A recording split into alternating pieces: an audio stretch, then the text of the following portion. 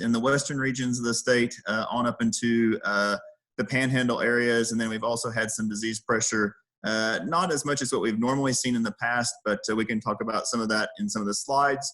So our tour today, or the results, basically were broken out into different regions of the state that are highlighted here. We had area agronomists, extension professionals, as well as crop consultants go across these 9 regions of the state. And these are the names of the individuals that presented this information. We want to thank them for all the work they did to make this possible. So we'll just go ahead and start with the southeast region of Oklahoma. Just based off of reporting of what we've seen from 2012 to 2017, we continue to see a decline of wheat acres in this region of the state, mainly due to price and mainly seeing more acreage being grazed out in this area. And my slide is not moving forward. There it did. Okay. So just an overview from southeast Oklahoma. Wet weather was extremely a significant factor in this year. Too wet for planting and many during much of that time. During this period, we've seen some slight freeze damage in this region, not as much as in southwest and south central Oklahoma, but the majority of the wheat in this area will be utilized for grazing. Harvest conditions just don't look too promising with all the moisture they've had all year and all the moisture that they continue to get. We're calling about 152,000 bushels for this region. And again, this is traditionally not a heavy region for harvest, but we're just not going to see a lot coming out of this region. As we move into the Panhandle region of the state, this report put together by Daryl McBee, who is an extension educator from Harper County.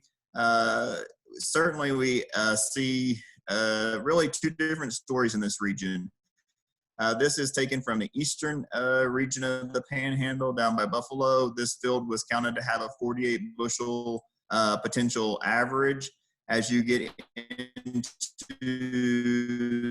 the central part of the Panhandle and move further west, we see a lot of dry land conditions that factored out to be around 11.5 bushels per acre to 5.5 bushels per acre.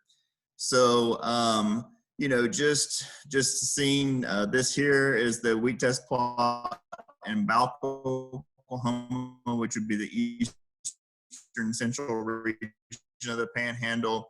And as you move further west out into Cimarron County, as well as into southern, we probably will never be harvested. The comments were really it's just going to be a tale of 2 regions in the Panhandle. The eastern half has good potential. It was needing moisture. They have gotten some rain since this report was presented on May 5th. And certainly Texas, Cimarron County, even if they have received moisture in those areas since then, it really was just a little too late. They're calling this to be 9 million acres harvested for this region. And so certainly not going to be as large as what we had seen last year or in previous years where we do have the dry land harvest. North Central West region of the state put together by Greg Heifel from Woods County, who's an extension educator in this region. Overall in this area, we're seeing excellent condition.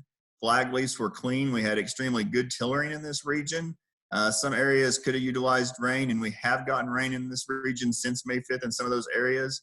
So overall, this area looks to be the bright spot of the state, and things look extremely favorable. We've had large variation in fall forage production. It's creating also variation in the rate of maturity. But overall in this region, I'd say we've had a really good, healthy, clean crop. We just haven't had the disease pressure in this region that we sometimes have. There is some poor wheat out there that's been following cotton, specifically in regions where we did have drought early on. And so this wheat will never be harvested, and that's going to impact acres harvested in this region. We've had some minor scattered disease and freeze issues, but overall nothing too major. They're calling the North Central region to come in at around 20 million bushels for this area. And so overall thinking that this is still going to be favorable for us for what we'll see harvested in this region. As you move into the North Central Eastern region of the state, this report was put together by Jeff Mitchell from Farmers Grain Company in Pond Creek. They've seen more laid out grain, or they've seen more laid out ground in Grant and Kake County this year than normal. A lot of acres in this region have gone into soybean and corn production, and that trend has continued to happen. A lot of the late planted wheat in Grant and Kake County did not tiller out well. They've had very minimum freeze damage, and the disease on most wheat, really, we just didn't see a lot of problems because a lot of the producers that did have the crop that was going to be harvested were treated with fungicide. They got those applications on earlier. So we did have a few problems with smut and freeze damage, and leaf rust was starting, but overall things still look to be extremely favorable. There's not a lot of secondary tillers, or there were not a lot of secondary tillers in this region. They were in need of moisture pretty quick, but we've had favorable moisture since May 5th in this area. And so overall, the average wheat crop looks to be favorable on what will be harvested, and the harvest date for this region will be estimated on June 5th. And they're predicting 21.7 million bushels to be harvested for this region in north central eastern Oklahoma.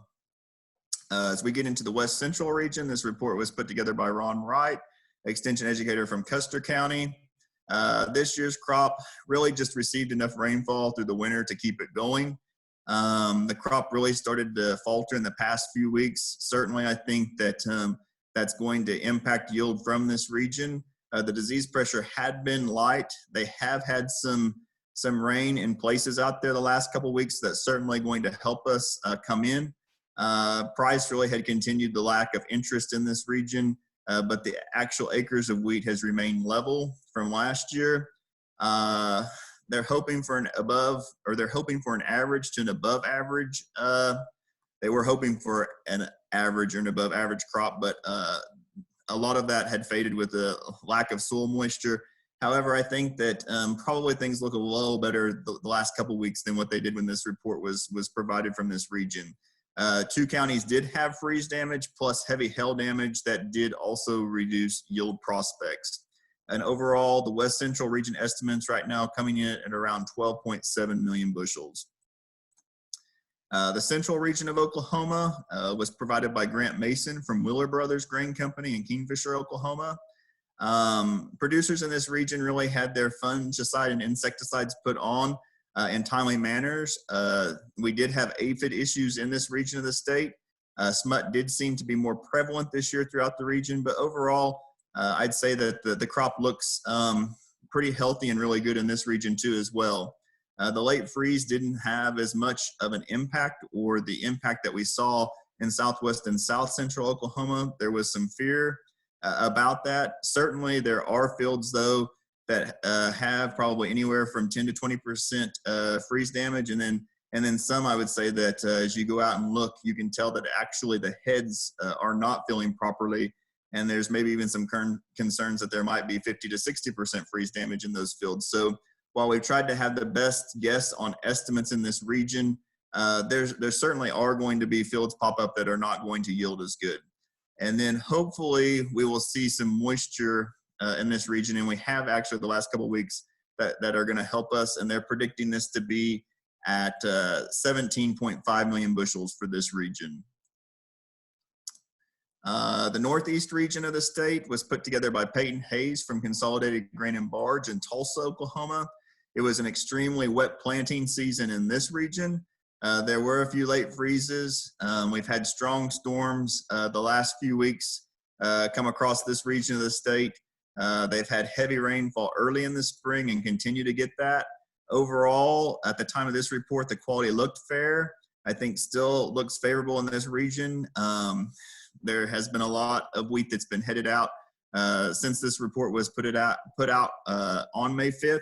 But there's been little damage still from recent storms whenever I called up there in regards to hail. But they are concerned about wheat starting to lay down and being waterlogged just due to all the moisture that they have had in this region. Certainly would welcome the warm weather. This is just a picture right after planting in Okmulgee County last year that kind of conveys just kind of what producers have been having to contend with this past year.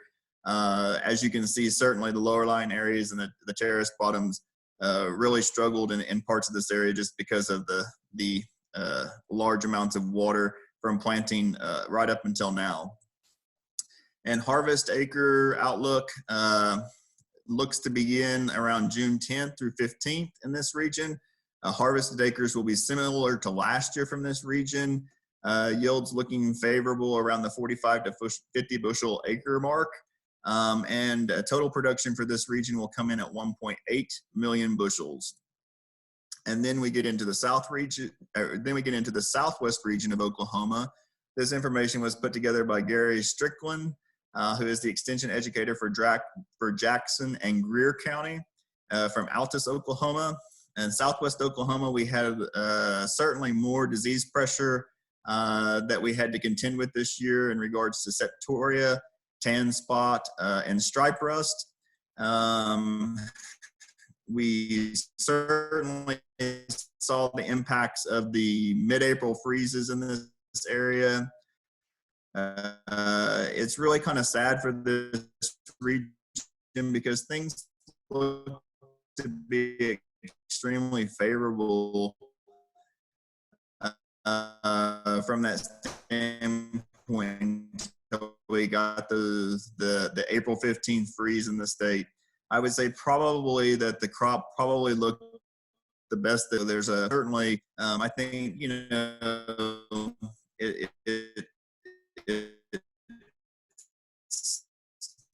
it's been pretty devastating for them. These are just some pictures of what we've seen with slight on damage, with freeze damage. And then we've seen some fields that have complete freeze damage. And then also they've had to contend with hail in areas of this region too as well. Of 18 of on a percentage, and this all the hay that was being laid down. Bushel per acre as current, given the current soil moisture conditions coupled with wheat development stage of this crop, there stands a chance of maintaining the current yield potential, barring any other future weather crisis. Mike, I'm sorry to interrupt you. I had to stop your video there because sometimes when we're finding out that when your slides have a lot of pictures, your audio breaks up. So, oh, okay. But I've got a few questions for you, but did you want to wrap up? Did you have any other final comments or numbers for us before we get to those questions? I have one region of South Central. I can wrap that up, or I can take questions now, whatever is best for you. No, go ahead. You can run through that. So they're calling the region of Southwest Oklahoma to come in at 10 million bushels. And then we will finish with the South Central region of the state. This area of the state was actually put together by Heath Sanders from CHS, who is a crop consultant and agronomist for them in Frederick, Oklahoma. And general comments from Heath were that the growing season, we had a dry October. There was not much forage for grazing. Had a mild winter with moisture that allowed the wheat to grow through the winter months. Did have good yield potential. There's also some pictures from the mesonet that just kind of highlight how many hours below freezing we were on April 15th. And so did have a severe impact on some fields. More damage was showing up at the time of this report on May 5th, but very unique freeze event. And so it's really made it challenging, I think, even for individuals to go out and try to estimate what we were seeing, because some fields actually looked extremely favorable 2 weeks ago at this point in time, but we knew that the heads were not filling correctly. And that certainly has changed in the last 2 weeks with a white bleached look before the wheat started to turn in that region. And so a lot of fields in this region will not be harvested. Here's just some other pictures of freeze damage and a lot of hay being laid down. And, again, it's just very challenging to determine what these numbers are going to be as far as not harvested acres. But moving forward, I think the best guess estimate that he had for this region was around 3 million bushels to be harvested for the South Central region of Oklahoma. And so if we put all of these numbers together from the 9 districts, We have around 2.9 million acres that were going to be harvested, predicted by the Grain and Feed at an estimated 33 bushels per acre for the state, and showing us to come in at 96.5 million bushels for the statewide average. USDA came out with a report on May 12th that had us at 2.7 million acres harvested, with a yield bushel average of 38 bushels per acre. That estimate also was higher at 102,600,000 bushels. And, based off of just the assessments of what I'm hearing in the state, we think probably the USDA data is a little high, keeping in mind that a lot of this data was reported or recorded by them on May 1st. And so we were really just starting to see the actual damage in southwest and south central Oklahoma at the time that the Grain and Feed report came out. So I think we're closer to the Grain and Feed report estimate. I actually, when I've talked to other crop consultants and area agronomists, probably think we're probably closer maybe to around 85 million to 90 million bushels for the state right now. Okay. Thanks, Mike. Great report. So one of the questions we have here, and I think you and I chatted about this, are you seeing variation between varieties and how they're responding to the freeze or drought? Certainly in central Oklahoma, we have been seeing differences in varieties and how they have responded to the drought. And also I would say that just based off of my observations of driving around, I haven't had a chance to be down in southwest or south central Oklahoma in the last couple of weeks, but when I go out in central Oklahoma, I've certainly noticed that some of the fields also based on variety are ripening much faster. And I think those fields that are ripening much faster certainly have more freeze damage in them. When you go look in the heads, you can tell they're not filling as well or not filling properly compared to a field that still has a green tint to it and looks healthy at this point in time. So I also think this is gonna give us maybe two different crops of harvesting dates out there. I certainly think on some of the varieties in central Oklahoma by the end of next week or at the beginning of the following week, we could see combines in, and I think you're gonna see a 5 to 6 day lag on some of those other varieties that held up better being ready to go. And then the one other question, so if farmers didn't spray fungicide, how bad did the stripe rust get? Are you seeing some fields being devastated by it? You can see that the stripe rust maybe had a little bit of an impact in regards to them not putting the foliar fungicide down. I would say that you can tell maybe where the fungicides weren't put down per se compared to one that has had the fungicides, no doubt. But overall, when we were in north central Oklahoma at the Lahoma Field Day, I did some looking in that part of the region 2 weeks ago, and I have to say, really, the disease pressure and the disease presence just wasn't there this year like we've seen in other years. It was really an unusual year for that, based on all the moisture that we've had in the central regions. And granted, they didn't have as much moisture in parts of northwest Oklahoma, but probably the cleanest flag leaves I had ever seen. Just not something that we've had to contend with this year like other years. Okay. Well, Mike, really appreciate you joining us. For everybody in attendance, we will post, Mike will send us his slides and we'll post those with the rest of the presentations that we've done. So Mike, thanks a lot. Have a safe harvest. Thank you, Aaron. Greatly appreciate it. Okay. Okay. Well, our next guest is Gary Miller-Shasky. Gary is one of my bosses. He's a wheat commissioner out at Lakin, Kansas. Lakin, as you can see on the map here, is just west of Garden City. So on that drought monitor, it is, kind of in the heart of where things are. So I'll introduce Gary. Hello, Gary. Hello, Aaron. So give us a rundown of how things started last fall and kind of bring us to present day on how we got here. Okay, well, last summer, I tell you, we had above average rainfall. things were looking so good. Middle of August, Mother Nature decided we had enough, and the spigot got shut off. And actually, to date, from the middle of August, I've only had 3.9 inches of moisture, and we're dry. I'd say about 40% of our wheat, we got it fall emergence. It came up in the fall. The north end of Kearney County into Wichita County still had, we had good submoisture, topsoil moisture, everything went in good. Then if like that drought monitor, everything that where the red is, hardly any of that wheat came up till this year in February. I call it spring wheat, but it is winter wheat that didn't come up till this spring. And it just doesn't have the root structure, doesn't have the tiller counts, and it's hurting.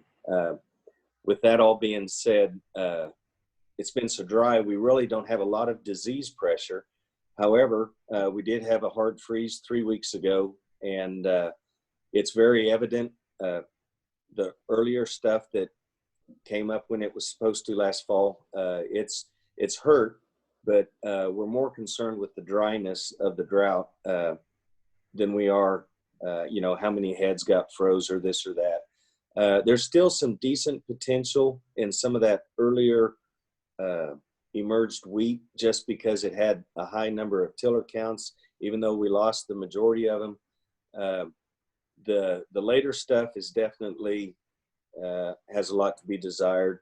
If we were going to average it all together, I made a video that I'm going to try to upload it later, or it'll be on the website, I hope. And I think I said in there our counts, we're figuring anywhere from 30 to 31 bushel average. Haven't seen hardly any rust. All the flag leaves are clean. I will say though, after this freeze a few weeks ago, we have what appears to be a lot of mosaic, and I want to say it's a combination stem damage from the freeze. It is some mosaic. You stress a plant enough, everything looks like mosaic. And but it just has a lot to be desired. The last year our acres were up pretty much across the board. This year the acres are down just due to the dryness last fall. I've got friends that didn't even plant any wheat, and due to rotations of having previous wetter years, acres are down. And then when you add on the dryness right now, I'm afraid our quantity is going to be down, but the quality is going to be up, I'm hoping, because we are above. We've got it fertilized better than what we're going to yield out here right now. And yeah, that was going to be my question, Gary. I mean, you've fertilized for a higher yielding crop, and then that yield doesn't get there, so it's almost a guarantee you're going to have higher protein wheat, right? I would like to say that, but never say. Don't count your no guarantees. Yeah. With that all being said, yeah, we pretty much fertilize for a 50 plus bushel crop, and I don't. There may be a few fields that are going to push that, but for the most part, we're looking at probably a 31 bushel average. Yeah. So the wheat that didn't come up last fall, so for the benefit of everybody online, wheat has to germinate and then vernalize that cold period over winter time. So I'm assuming you maybe dug in the ground in the fall and saw that wheat germinate, and then this spring when it started to tiller, how did it even do that? How many tillers did it have? Well, let's back up. A lot of it didn't emerge till February, and the majority of it didn't even germinate till late January, because we didn't get any moisture to speak of in October, November, December. And but you would see some that had as many as 5 or 7 tillers on it, but due to the dryness, the majority of those have all it's peeled them back. And so the later emerged stuff only has 1 or 2 heads per seed. Yeah. How much worse would things look right now out there if it had been hot? I mean, we've seen some fairly moderate weather. I guess I was surprised by some of the photos that even the thin plants looked green. So it was kind of surprising to see that. It's amazing what you can do with trick photography. Now, the it is truly amazing how this wheat's holding on. We did have a couple days in the 90s a while back, and it looked bad. But since then, we've actually gotten anywhere from 10 to 15 hundredths of rain and this cooler weather, and we've been dipping down 50 degrees, if not below that, practically every night. And I am at 32 to 3,400 foot elevation, and it's amazing how it gives that plant a rest, and a little bit more moisture can percolate, or the roots can tap into just a little bit more. There's sub moisture deep, just there's nothing in the top 2 feet. So speaking of that, it gives you a tough decision as a farmer. Farmers don't just grow wheat anymore. So you've probably planted dryland corn in the high plains there. Makes your decisions tougher on, if it doesn't rain, why are you going to plant anything? Believe it or not, my planter's still sitting still. We haven't planted anything yet. I face a dilemma. If it's too dry to get it up, you don't know the maturity of the crop you're going to put in the ground. That's the worst case you could do, is plant too long of a maturity and not get a rain till the middle of July, and then you just have another forage crop because there's not going to be any grain on it. Yeah. Well, can I put you on the spot? If you were to put a percentage of how many acres were destroyed or abandoned in your area, what would you say? Well, like I say, this is just numbers floating in what little brain I got. I'm going to say 3 to 7% has been abandoned, whether the stands were so thin and sparse that they had an adjuster come up and appraise it, and it was destroyed, or at the time we've had a problem in the cattle market, so some people have grazed out stuff instead of letting it go to production, and various things. But anywhere from that 4 to 7%. Okay. Just for reference for everybody, when would harvest normally start in your part of the state? It's almost common law. We always try to cut a test load on Father's Day, 22nd, 21st of June. Okay. Well, Gary, any other comments? I will tell everybody that Gary did shoot a video. He and his son took a video this afternoon, and we're having some difficulties getting that uploaded, but we will post it on the website with everything else. So please do go in and watch that video. I haven't seen it yet, but I'm sure it's entertaining. So. Oh, it's going to be spectacular. Yeah. All right. I guess let me check here real quick, Gary, and make sure we don't have any more questions here. Okay. Everybody. So wheat streak mosaic virus. You talked about mosaic virus, and that can be a problem in the western third of the state, western half of the state. Maybe briefly describe what that is. It's carried by bugs, and if a neighbor doesn't control his volunteer wheat, or if you don't do if there's a green bridge, like if you have volunteer wheat and you don't have your ground, I call it sterile or dead, long enough, these bugs can vector this virus onto the growing crop. And with that being said, it just turns the plant yellow and gets really spindly, and I just call it's a slow, painful death. Yeah. And it's a challenge we work on through the commission, funding research, and Gary makes those funding decisions with his fellow board members, but you're always looking at genetic resistant traits to resist that kind of disease and have that in the pipeline, because like he said, it can be a devastating loss. You put that on top of drought and freezes, and you can credit to you, Gary. It's a tough way to grow wheat, but if it was easy, anybody could do it. That's right. Well, listen, Gary, thanks for joining us, and hopefully everybody will check out the video that we post online. If you want to stick around here, and if anybody brings up some questions, I'll buzz you there and we'll ask you those questions. Okay. Okie doke. Thanks, Gary. Yep. Okay, well now we're going to go to our man in the field. Hopefully, he's on standby. Romulo Lolato. There he is again, and he's with K-State Research and Extension. He is the extension specialist in wheat and forages. And where in the world are you today, Romulo? Hi, Aaron. Hello, everyone. Good to be here with you today. Just as a note, there is, as we were talking about drought, right? It's always like this. There's a pretty dark cloud kind of above me here. Hopefully, I don't get rained on as we are in the middle of a drought. Well, hopefully, I get rained on, right?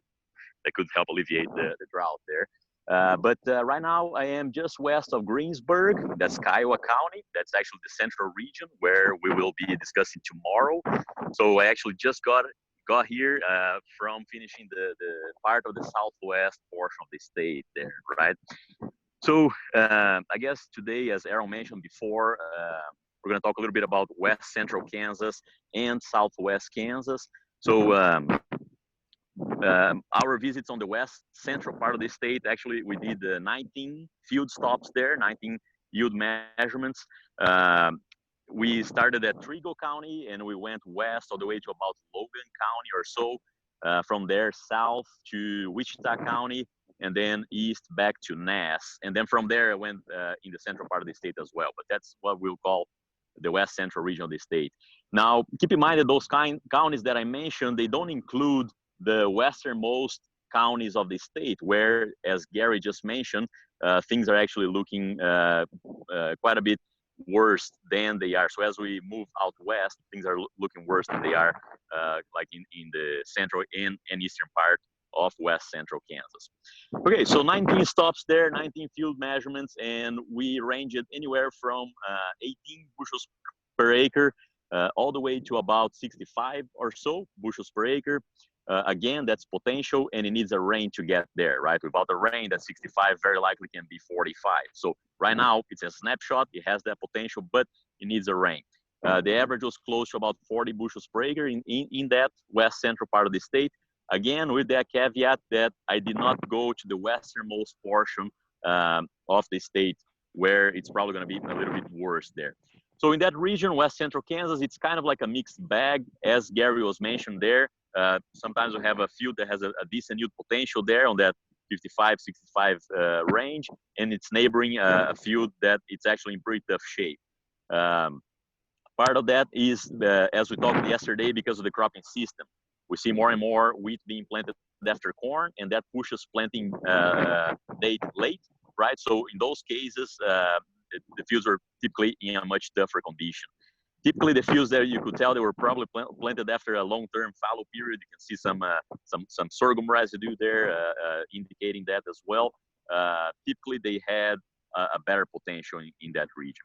But again, that mixed bag was mostly due to drought and freeze stress.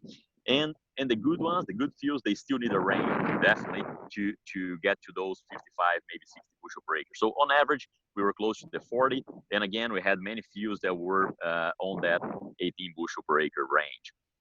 Now, as we go to southwest Kansas, the counties that I visited, I started in about Hodgman County. I went south and west to Gray County, west to Haskell County, and then south to Seward County. Kind of neighboring the Oklahoma Panhandle border. And I moved east from there to Meade County, and then northeast again to Ford County. So total of, I believe, 8 stops in that region. That region is where the drought is really, really affecting the crop. I mean, the minimum yield that we measured, that I measured there, it was about 10 bushels per acre. And you ask yourself, I mean, why hasn't this field been terminated until now, right? So that was the low range. The high range was as I was getting to the eastern portion of that region, especially Meade County. So eastern Meade County, it was actually looking in pretty good shape. We were measuring up to 65, 69 bushels per acre in that part of the state. So again, that ranged from 10 to 69, but notice that the average was 23. So a very low average, mostly because we were seeing field after field, those very dry conditions, a very short crop sometimes a crop that was headed out with 11 or 12 inches of height, which is extremely short whenever we want to see 20 or more inches of on that crop, right? So very shortened crop because of the drought in that region. Again, those 23 bushels per acre average of all these stops, they are not considering the westernmost set of counties in that area, which are probably worse than the region that I visited. So again, in the southwest here, the better yield potential are in the east, especially southeast, because northern Ford County is in very tough shape, as well as Hodgman County, Gray County, Haskell. Most of those counties were in very tough shape. Many fields on that 20 bushel per acre range. Some abandonment as well. But again, sometimes I was asking myself why we're not seeing as many fields abandoned whenever we have such a low yield potential like we have in that region. In that better part of the region, so in the eastern portion, Mid-County, I was finding stripe rust pretty consistently. So I think that part will be right above from, if you were here when Mike Schultz was talking about Oklahoma, I believe Mid-County is kind of like just above that portion where he said is probably the prime region for Oklahoma this year. So it looks pretty good here as well. But again, stripe rust showing up in that portion. So just a brief overview there again for West Central and Southwest Kansas. Definitely things are a little bit better out east, and as we go west in the region, it gets very tough. The further south you go, the worse the situation is. Many fields on that 20 bushel per acre range. If you want to see more pictures of that, make sure and go to the Twitter there. I'm putting essentially every field that I stop, I'm putting a tweet out there, so you can see all of those photos at KSU Wheat. Again, the Twitter handle is at KSU Wheat. Make sure and go out there and check some of those fields. Okay, Ron, show us the field you're in if you can. Looks like a pretty good view. Sure. So, Aaron, yesterday I stopped in a field that was a little bit uneventful, right? Was a good-looking field and didn't have a lot going on. And today I tried to kind of get the opposite here. So we have a field where, let me change my screen. We have some stripe rust showing up there. Right, so you can see stripe rust very nice and alive and well on the flag leaf. And again, that flag leaf is responsible for a lot of the photosynthase that plant's going to produce. The flag leaf is alive, the stripe rust is alive and well. We also have here this spot that is a little bit more of an open canopy. And what I want to show here is that we're seeing some freeze damage that shows up as these twisted heads.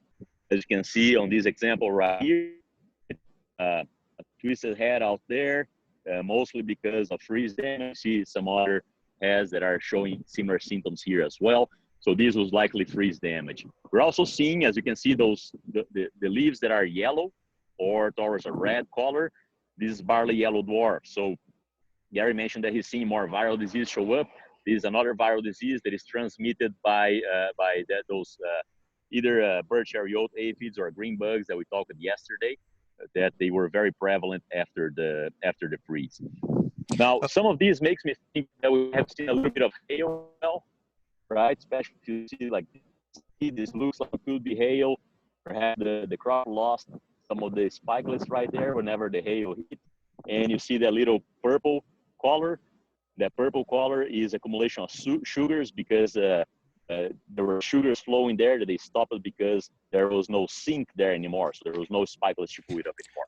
Romulo, so you're a little bit more eventful field. Yeah, your video is frozen up. The internet is letting you down. So we can still hear you, but we're stop your video. But I do have some questions submitted for you. If I'll go ahead and ask those. So one question is it too late for rain to help fields that have the worst drought damage? Can they still recover or improve? That's a very good question, Aaron, and it depends on the stage of that crop, right? So in these tours in Northwest Central Kansas and Southwest Kansas, I saw fields that were anywhere from the boot stage all the way through the soft dough stage, right? So for those fields that are still on those stages, perhaps boot or just early flowering, definitely rain can still help quite a bit. Remember that the weather now during the month of May and during essentially the last 30 days on a wheat crop can really make a crop. Now, if we're getting to the milk stage or after, especially after we're getting to the soft dough stage of grain development there, then the opportunity to increase yield with additional rainfall, it decreases. So the closer we are to maturity, the less we will recover that yield. Now, it's important also to notice that if we have enough rainfall now and we only have few primary tillers, there is a limit to how much the plant can recover, right? So the potential is definitely already reduced. If we're estimating 20 bushels per acre now, very likely it's not going to be a 40 bushel per acre crop. You might get to that 20, might get to that 25 if it has some rain. If it doesn't get any rain, it might really not produce anything in those fields that are right now at flowering stage and with such a severe drought stress. So it really depends on the stage of the crop. Excellent question. Well, I just looked at the radar, and you don't have to worry about getting very wet out of that dark cloud, so you're okay. Julie has a good question. Have you seen any signs of sulfur deficiency? Oh, excellent question. So we usually see that sulfur deficiency, but it's a little bit earlier when we see most of that showing up in Kansas fields. There will typically be that after spring green up, whenever the crop goes into stem elongation and it starts to develop a lot of biomass there. That's usually when we start to see more symptoms of sulfur deficiency. By this time, many times what can happen is we are warm enough that perhaps the organic matter in the soil is releasing sulfur that can help with the crop demand, right? So it's something that we are seeing more and more, especially because the Clean Air Act in the 1980s there, reducing the amount of emissions of sulfur, carbon dioxide to the atmosphere, and so we have less sulfur in the rain. So we're seeing more and more. We have a big project going on with the Kansas Wheat Commission that is also kind of being helped by GrainCraft there, where we're looking at yield and grain quality as affected by the management of nitrogen and sulfur on different varieties. So we're really looking forward to the data from that project. On those fields, we select fields that are more prone to sulfur deficiency for that type of study. And in those fields, it's really, really showing the amount of sulfur deficiency that we can manage. Okay, yeah, that's a great research project to see how sulfur translates into protein production and protein quality. So we'll try to keep everybody posted on how that research goes. So it doesn't look like we have any more questions right now, Romulo. So we'll let you go, and thanks for your report. And we will talk to you again tomorrow. Thank you. Okay, if you have any more questions, please submit those via chat, and we'll try to get those answered. We have some of our speakers online here yet. So here's just a few photos that were submitted to us today to give you kind of a picture of things in the state. If you haven't followed Romulo on Twitter, again, he posts lots of good quality pictures, information. On the left here, you see we've got a drought-stressed field in Lane County in west central Kansas. And here's one of those fields of wheat that's been destroyed. This was south of Dighton in west central Kansas. In Logan, Kansas, west central Kansas, got a fairly decent looking field of wheat here.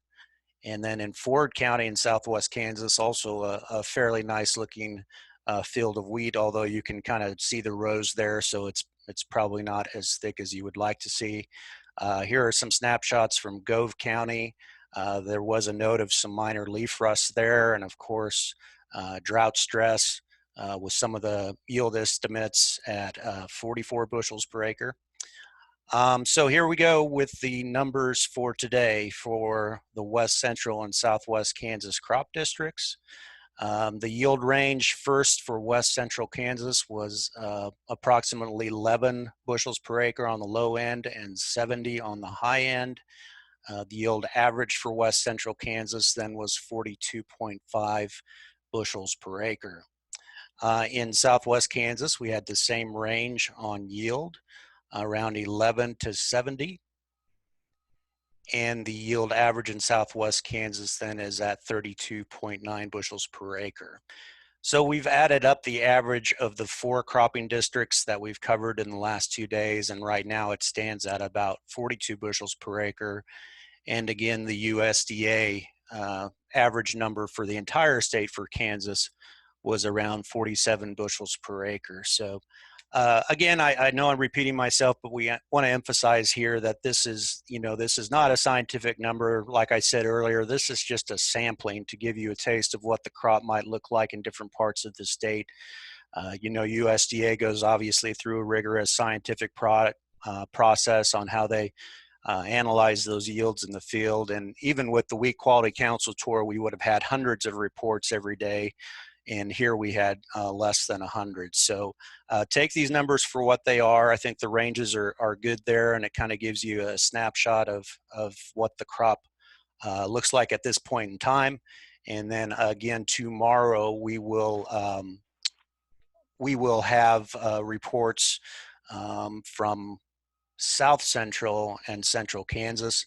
And that's an area where we had a little bit more freeze damage, but also where the weather has been a little bit more moderate and favorable. So any last second questions?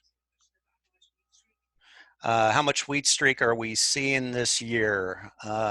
Gary, are you still there? Have you done a good eyeball survey of how much wheat streak there is in Western Kansas? Well, I haven't really. I've just been on the fringes of it.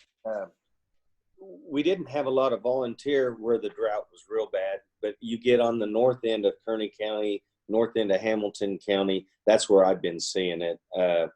And then, well, a lot of the organic farmers, that's where it predominantly is. And with that being said, I don't think there's even a 7 to 10% issue.